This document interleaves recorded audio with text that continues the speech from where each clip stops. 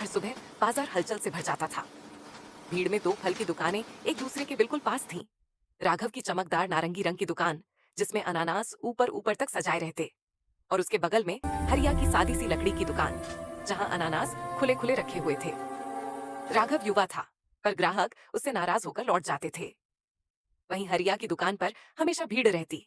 ग्राहक खुश होकर फल चुनते और उससे आराम से बातें करते। एक दिन राघव झल्ला उठा।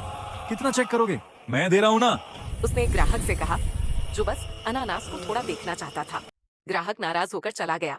राघव ने गुस्से में सोचा, हरिया की दुकान छोटी है, पर ग्राहकों की लाइन लगी रहती है। जिज्ञासा बढ़ी तो उसने हरिया को ध्यान से देखने की कोशिश की। हरिया मुस्कुराकर बोला, भैया आराम से देख लीजिए, काट कर भी चेक करना हो तो बताइए।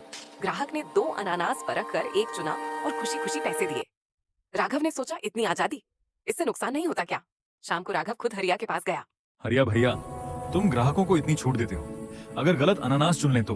हरिया हंसा और बोला, राघव, जब ग्राहक को अपनी पसंद का फल सामने से लेने की और ध्यान से चेक करने की आजादी मिलती है, तब उसका डर खत्म हो जाता है। उसने एक अनानास उठाया और कहा, देखो, व्यापार सिर्फ बेचने का काम नहीं, भरोसा बनाने का काम है। जब ग्राहक को लगता है कि तुम ईमानदार हो, तो वह बार बार लौट कर आता है।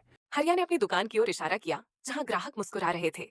ये लोग सिर्फ फल नहीं, मेरा भरोसा खरीदते हैं। जब तुम भरोसा दोगे, तब तुम्हारा फल खुद बिकेगा। ये शब्द राघव को भीतर तक छू गए। उस रात राघव ने खूब सोचा, शायद मैं बहुत सख्त था, शायद ग्राहक फल की वजह से नहीं, मेरे व्यवहार की वजह से जाते थे। अगली सुबह उसने नया तरीका आजमाया। एक महिला आई और बोली, भैया अनानास दिखाएंगे? राघव ने पहली बार मुस्कुराकर कहा, जी बिल्कुल, आप आराम से देख लीजिए, जो पसंद आए वो लीजिए। महिला ने निरीक्षण किया, संतुष्ट हुई और मुस्कुराते हुए खरीदकर चली गई। राघव को अचानक हल्का सा गर्व महसूस हुआ। कुछ दिनों में राघव की दुकान बदल गई। ग्राहक लौटने लगे, नए भी जुड़ने लगे। लोग उसके फल नहीं, उसकी ईमानदारी पसंद करने लगे। एक दिन राघव ने मुस्कुराकर कहा, हरिया भैया, आपकी मीठी सीख ने मेरी दुकान बचा ली। हरिया ने सिर हिलाकर कहा, भरोसा बेचोगे तो फल अपने आप बिकेंगे राघव। और बाजार फिर पहले की तरह गूंज उठा। लेकिन इस बार दोनों दुकानों में समान मुस्कुराहट और भरोसे की खुशबू थी।